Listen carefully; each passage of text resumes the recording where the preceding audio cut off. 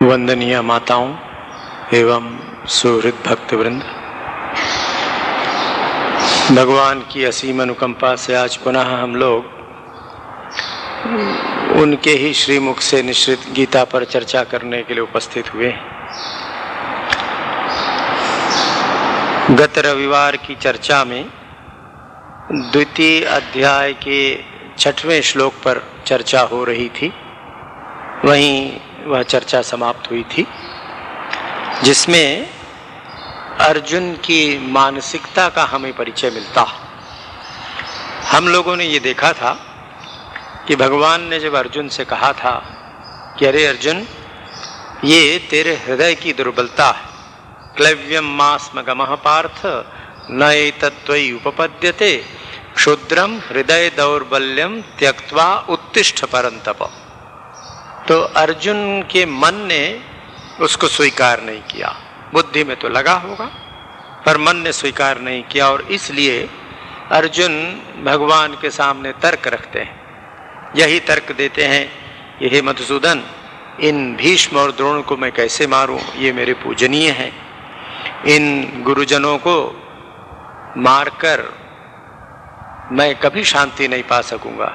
इन गुरुजनों को न मारकर भिक्षा करके खा लेना भी श्रेष्ठ है। किंतु 6वें श्लोक में अर्जुन के मन में छिपा हुआ भय जो अर्जुन की अंतश्चेतना में है वो प्रकट होता है।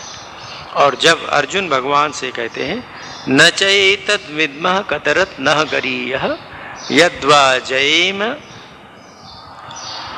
यदिवा न जयेयुः यान एव हत्वा न जिजीविषामस् ते अवस्थिता प्रमुखे धार्तराष्ट्राः। हे प्रभु, हे भगवान, जो कुछ मैंने आपसे कहा वो तो ठीक है, पर अब मेरे मन में ये द्वंद है, ये भय है कि हम ये नहीं जानते कि हमारे लिए क्या करना उचित है या अनुचित है। युद्ध करना चाहिए कि युद्ध नहीं करना चाहिए। मैं क्षत्रिय हूँ, क्षत्रिय का धर्म त्याग कर सन्यासी का धर्म भिक्षा मांगना मेरे लिए ठीक होगा, या क्षत्रिय के रूप में स्वधर्म पालन करना मेरे लिए ठीक होगा। ये हमारे स्वजन संबंधी हैं, रिश्तेदार हैं, चाचा मामा भाई ताऊ। तो स्वजन संबंधियों को, रिश्तेदारों को युद्ध में मारना ठीक होगा या युद्ध छोड़कर भाग जाना ठीक होगा। इस प्रकार का द्वंद्व अर्जुन के मन में है। इस द्वंद्व के साथ ये भय छिपा हुआ है कि भगवान, हम ये भी नहीं जानते हैं कि हम उनको जीतेंगे या वे हमें जीतेंगे, हमारी जीत होगी या उनकी जीत होगी। ये भी अर्जुन के मन में संदेह है।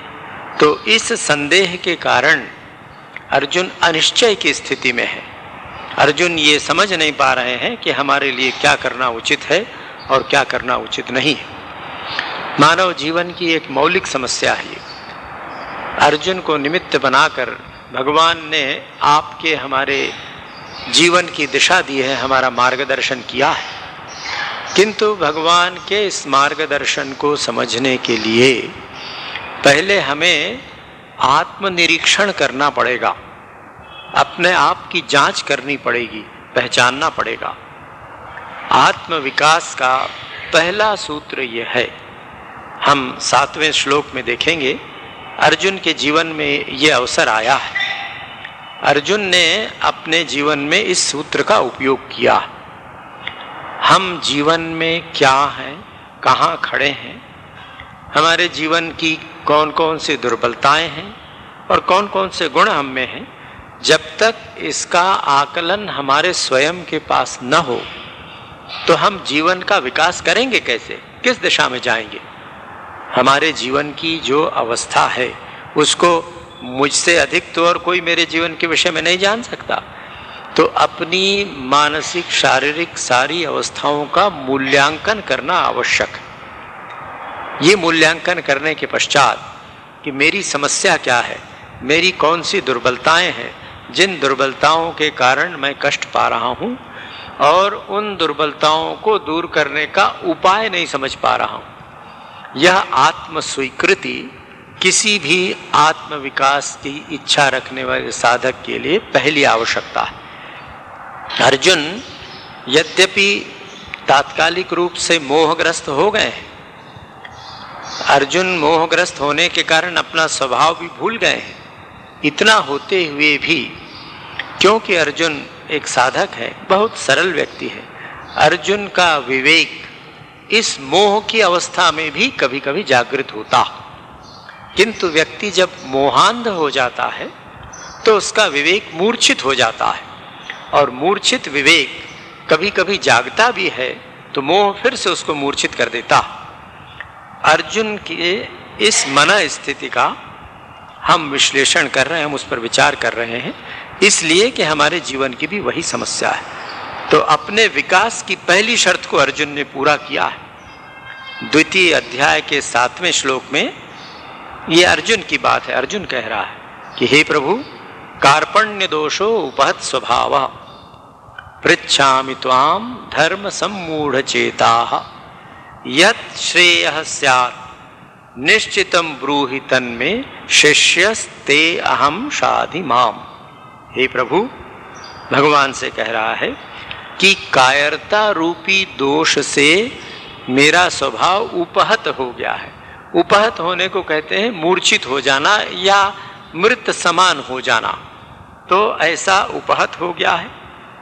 और धर्म सम्मूढ़ चेता, धर्म के संबंध में मैं विभ्रमित हूँ, मैं निश्चय नहीं कर पा रहा हूँ कि मेरे लिए क्या करना उचित है, क्या मेरा कर्तव्य है, क्या मेरा अकर्तव्य है, कौन सा मेरा धर्म है, कौन सा अधर्म है, इस विषय में मैं निश्चय नहीं कर पा रहा हूँ। इसलिए हे प्रभु, त्वाम पृच्छामि, आपसे पूछ रहा हूँ। क्या पूछ रहा हूँ? निश्चितम श्रेयः स्यात् तत् मे ब्रूहि, मेरे लिए निश्चित रूप से जो कल्याण कर हो वही बात मुझे बताइए। क्यों बताइए? अहम ते शिष्य, मैं आपका शिष्य हूं। यद्यपि भगवान यहाँ उसके सारथी हैं, अर्जुन रथी है, भगवान उसके घोड़े को चलाने वाले सही से सारथी हैं, फिर भी अर्जुन, साधक अर्जुन ये जानते हैं कि मेरे परम गुरु अगर कोई है तो भगवान कृष्ण ही हैं। उनकी ही कृपा से, उनके ही मार्गदर्शन से मेरे जीवन का कल्याण होगा। इसलिए वो कह रहे हैं कि हे प्रभु, अहम ते शिष्यः, मैं आपका शिष्य हूँ, और त्वाम प्रपन्नम, आपकी शरण में हूँ, आपके चरणों में पड़ा हुआ हूँ। माम शाधि, प्रभु मुझे रास्ता दिखाइए, मेरा मार्गदर्शन कीजिए। आइए अब इस बात पर हम थोड़ा विचार करें। ये मानव जीवन के विकास की पहली शर्त है कि अपने दोष को स्वयं स्वीकार करना। मनोवैज्ञानिक सत्य भी ये है, जब तक मैं स्वयं अपने दोषों को स्वीकार नहीं करूंगा, उन दोषों से बचने का, उन दोषों को दूर करने का कोई उपाय नहीं। इसलिए आत्मविकास की इच्छा रखने वाले व्यक्ति को, आध्यात्मिक जीवन में साधना करने वाले साधक के लिए ये परम आवश्यक है कि वो विचार पूर्वक अपने दोषों को पहचाने, अपने दोषों को देखे और उन दोषों की आत्म स्वीकृति करे कि हाँ भाई, मुझ में ये दोष है, मुझको बहुत क्रोध आ जाता है, मेरे मन में लोभ प्रबल है, मेरे मन में इंद्रिय की इच्छाएं बहुत प्रबल हैं, या जो भी दोष हमें दिखें, उन दोषों को स्वयं के प्रति स्वीकार कर लेना, कोई तर्क न देकर, कुछ न कर, कि ये दोष है, मैं अपने प्रति स्वीकार करता हूँ। तो जब तक साधक अपने दोषों से परिचित होकर उसको स्वीकार नहीं करेगा, उन दोषों को त्यागने में कभी समर्थ नहीं हो सकेगा। इसलिए चित्त शुद्धि की या आत्मविकास की पहली शर्त यह है कि हम अपने दोषों को देखें और आत्म स्वीकृति करें कि मुझ में ये दोष है। ये पहली शर्त है। ठीक है, हमने अपने दोषों को पहचान लिया, आत्म स्वीकृति भी कर ली कि हाँ, मुझ में लोभ है, मुझ में क्रोध है, मुझ में ईर्ष्या है, किंतु ये जान लेने के पश्चात भी उससे निकलने का उपाय क्या है? अधिकांश बार उससे निकलने का उपाय हम जानते नहीं हैं, और ये जीवन का बहुत बड़ा सत्य है कि अपने दोषों को जानकर भी हम उससे छूट नहीं सकते। तो क्या किया जाए? यदि हमने अपने दोषों को पहचान लिया और उससे छूट नहीं पाए तो कोई लाभ नहीं हुआ, तो दूसरा उपाय जो आत्म विकास का उपाय है, आत्मोन्नति का उपाय है और मनोवैज्ञानिक उपाय है, वह उपाय ये है कि अपने किसी गुरुजन से, जिसके प्रति आपकी श्रद्धा हो, आपके गुरु हो, माता हो, पिता हो, मित्र हो, शिक्षक हो, कोई भी व्यक्ति, ऐसा एक बड़ा व्यक्ति, गुरुजन, जो अपने जीवन में विकसित होने का प्रयत्न कर रहे हैं, जिन्होंने साधनाएं की हैं या जो इंद्रिय निग्रह आदि का अभ्यास कर रहे हैं, ऐसे गुरुजन के सामने अपने दोष को स्वीकार करना चाहिए। क्रिश्चियनिटी में इसको कन्फेशन कहते हैं कि जो हमारा गुरु है, जो हमसे वरिष्ठ हैं, उनके सामने अपने दोषों को हम स्वीकार करें। तो पहली शर्त तो अपने सामने स्वीकार की, दूसरी ऐसे किसी गुरुजन के सामने अपने दोषों को स्वीकार करना चाहिए। अर्जुन का परम सौभाग्य था कि उसे साक्षात भगवान सखा या गुरु के रूप में मिले थे। तो अर्जुन भगवान के सामने स्वीकार करता है कि हे प्रभु, मैं ये अनुभव कर रहा हूं कि मेरा जो छात्र धर्म है, मेरा तेज, मेरा शौर्य, मेरा वीर्य, इस मोह के कारण मृत प्राय हो गया है। कार्पण्य दोषो उपहत स्वभाव, इस कृपणता रूपी दोष के कारण मेरा स्वभाव मानो मर सा गया है, भ्रष्ट हो गया है। ऐसा भ्रष्ट स्वभाव व्यक्ति त्वाम पृच्छामि, आपसे पूछ रहा हूं। भगवान के सामने स्वीकार करता है कि मुझ में ये दोष है और भगवान से पूछ रहा है। तो भगवान से क्या पूछ रहा है? एक तो ये बताया कि इस कृपणता रूपी दोष के कारण मेरा स्वभाव मृत पाया हो गया है, और दूसरी बात, धर्म सम्मूढ़ चेता, मेरा चित्त धर्म के विषय में भ्रमित हो गया है, किंग कर्तव्य विमूढ़ मैं हो गया हूं, मैं नहीं जानता कि मेरे लिए क्या अच्छा और क्या बुरा है, और इसलिए आप मुझे निश्चित बताइए। तो हमने ये देखा कि जब किसी गुरुजन को हमने अपनी दुर्बलता बताई और उनसे हम उपाय पूछना चाहते हैं, तो हमको अर्जुन की मानसिकता स्वीकार करनी पड़ेगी। अर्जुन क्या कहते हैं? शिष्यस्ते हम, आपका शिष्य हूं। गुरुजन के पास श्रद्धा पूर्वक जाना पड़ेगा, श्रद्धा पूर्वक जाकर उनकी शरण में जाना पड़ेगा कि मैं इस दोष से पीड़ित हूं, ये दोष मुझ में है, इस दोष को दूर करने में मैं समर्थ नहीं हो रहा हूं, इसलिए आप मुझे उपाय बताइए। ऐसी भक्ति लेकर जब हम किसी गुरुजन की शरण में जाते हैं और उनसे प्रार्थना करते हैं, प्रार्थना करने के बाद क्या कहते हैं कि आप हमें रास्ता दिखाइए, हम आपकी शरण में आए हैं, और जब वो रास्ता दिखाते हैं तो हमें उस रास्ते पर चलना है। अब यहाँ एक विचारणीय प्रश्न है। अर्जुन ये कहते हैं कि कार्पण्य दोषो उपहत स्वभावः, इस कृपणता रूपी दोष से मेरा स्वभाव मृत प्रायः हो गया है। आइए थोड़ा देखें ये स्वभाव क्या है। अर्जुन ने जब कहा तो अर्जुन जिस स्वभाव की चर्चा कर रहे हैं उस स्वभाव से हमें परिचित होना पड़ेगा। जब तक हम स्वभाव के विषय में ठीक ठीक जान नहीं लेंगे, तब तक हम कैसे जानेंगे कि हमारे स्वभाव को किस दोष ने दूषित किया है। स्वभाव से परिचित हो तब हम देख सकेंगे कि ये स्वभाव ऐसा था और अमुक दोष ने इस प्रकार इसको दूषित कर दिया है। एक साफ वस्त्र है, उस साफ धुले हुए वस्त्र में कहाँ कहाँ दाग लगे हैं या खराबी है, ये जानने के लिए पहले आवश्यक है कि उस पूरे वस्त्र को साफ वस्त्र के रूप में देखा जाए कि ये कुर्ता ऐसा साफ था, अब इस कुर्ते में इस पॉकेट के नीचे दाग लग गया, या बाईं ओर नीचे जहाँ झूल रहा है वहाँ कोई दाग लग गया। तो पूरे कुर्ते के साफ होने का ज्ञान, ये ऐसा साफ ये कुर्ता था और अब इस दोष से दूषित हो गया है। तो ये है स्वभाव। अपने स्वभाव का ज्ञान जब हमको होगा तब हम उसमें आए हुए दोषों से भी परिचित हो जाएंगे और उन दोषों को दूर करने का प्रयत्न करेंगे। गीता में ही 8वें अध्याय में कहा है, स्वभावः अध्यात्मम् उच्यते। स्वभाव क्या है? ये अध्यात्म ही हमारा स्वभाव है। स्व माने अपना, भाव माने अवस्थिति, अपने होने का ज्ञान, अपने अस्तित्व का ज्ञान, ये स्वभाव है। इसमें अर्थात अपना जो सच्चा स्वरूप है, वस्तुतः सभी प्रकार के दोषों से मुक्त, जो नित्य मुक्त शुद्ध बुद्ध चैतन्य आत्मा है, वही हमारा स्वरूप है। और ये स्वरूप अभी हमको उसका अनुभव नहीं है। भगवान शंकराचार्य ने गीता पर भाष्य लिखा है, बड़ा सुंदर उसमें वर्णन उसका करते हैं। तस्य एव परस्य ब्रह्मणः प्रतिदेहम प्रत्यगात्म भावः स्वभावः। इस प्रत्येक देह में जो परब्रह्म परमात्मा विराजमान है, वही स्वभाव है। कैसा स्वभाव है? आत्मानं देहम अधिकृत्य। आत्मा अर्थात देह, अभी इस देह को भी आत्मा कहते हैं, मन को भी, कई बार इसका उपयोग संस्कृत में होता।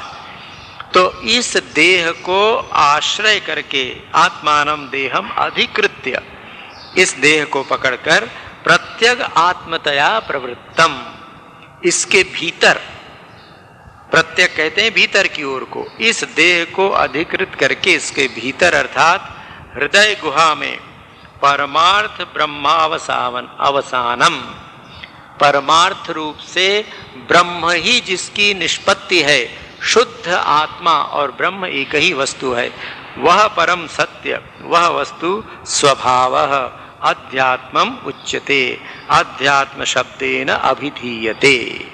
आचार्य शंकर कहते हैं कि देखो, तुम्हारे इस देह के भीतर हृदय गुफा में जो चैतन्य विराजमान है, जो कि ब्रह्म से भिन्न और कुछ नहीं है, वही चैतन्य तुम्हारा स्वभाव है। अब आइए इस पर थोड़ा हम सरलता से विचार करने का प्रयत्न करें, जिससे ठीक से समझा जा सके। इसको समझने से साधना में बड़ी सुविधा होगी। स्व माने अपना, भाव माने अवस्थिति। तो अपना भाव, अपनेपन का भाव, मेरा मैं जहां मुझे ले जाता है। अब जैसे ये मेरा कुर्ता है, पर मैं कुर्ता नहीं हूं। स्पष्ट अनुभव करते हैं भाई मेरा कुर्ता है, मैं कुर्ता नहीं हूं। इसी प्रकार यदि हम विचार करके देखें तो हम थोड़े से विचार से देखें भाई मेरा शरीर है, मैं शरीर नहीं हूं, ये शरीर मेरा है। स्पष्ट है जैसे कुर्ते के समान।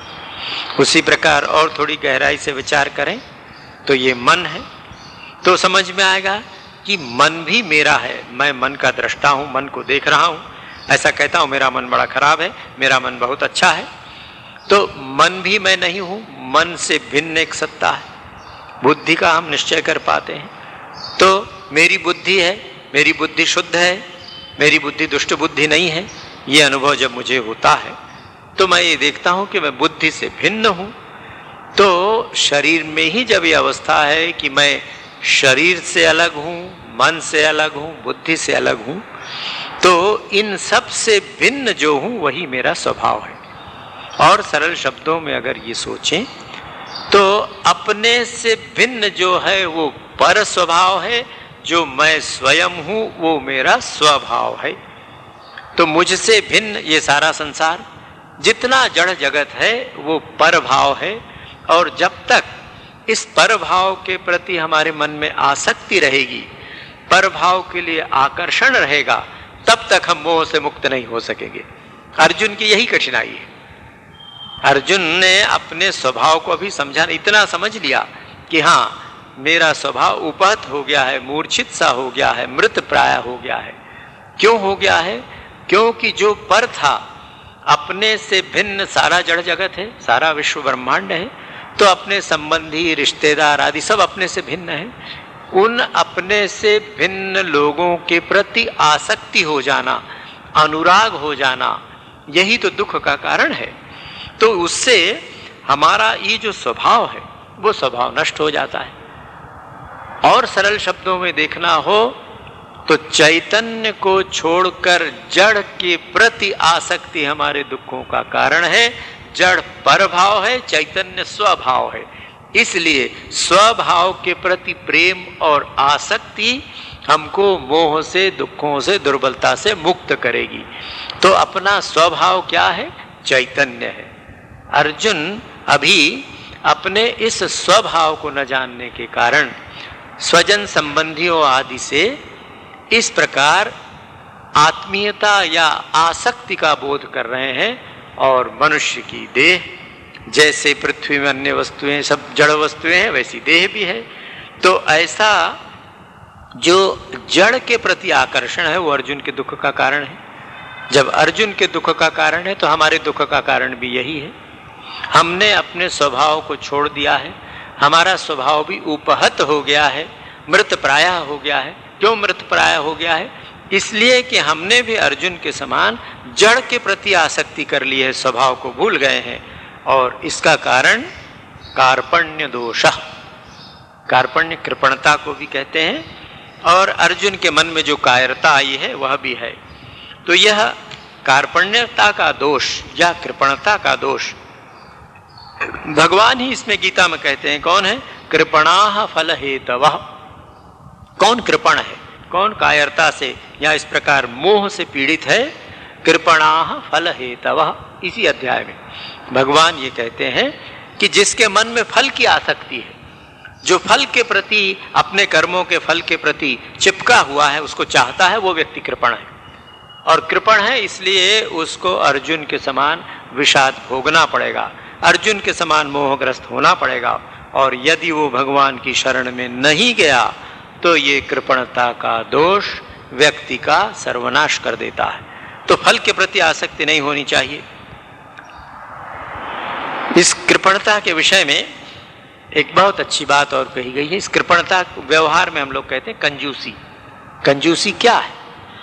पकड़ लेना, जकड़ के पकड़ा होता है। कंजूस अपने धन को, अपनी संपत्ति को जकड़ के पकड़ा होता है। एक कहावत है कि भाई चमड़ी जाए पर दमड़ी न जाए, इसका इनाम तो कंजूसी है। तो उसने जकड़ के पकड़ के रखा है। जड़ को पकड़ के रखेंगे तो जड़ता जीवन में आएगी, कैसे चैतन्य आ सकता है? तो इस जड़ता को छोड़ने का नाम, इसको भूलकर चैतन्य को पकड़ना आध्यात्मिकता है।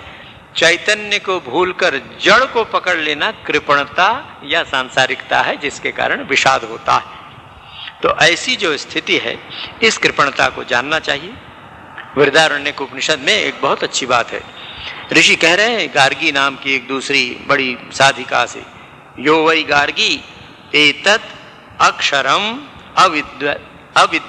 अविदित्वा अस्मात् लोकात् प्रैति स कृपणः।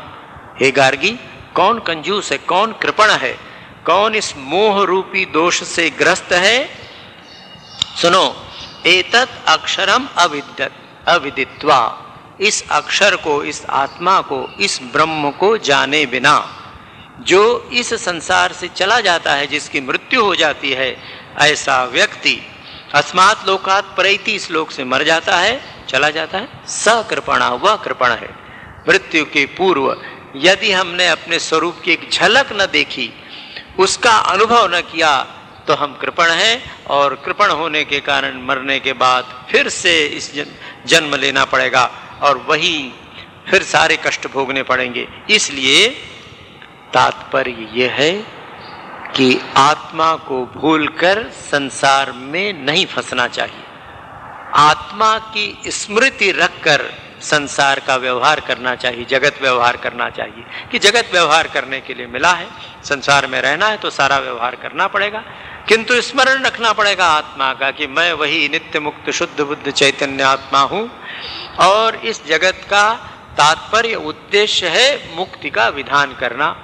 इस संसार में विभिन्न जो स्वधर्म या कर्तव्य मुझे मिले हैं, उन कर्तव्यों की पूर्ति के द्वारा मैं मुक्ति का विधान करूं, मुक्ति का प्रयत्न करूं। ऐसा विचार करना दोषों से मुक्त होने का उपाय।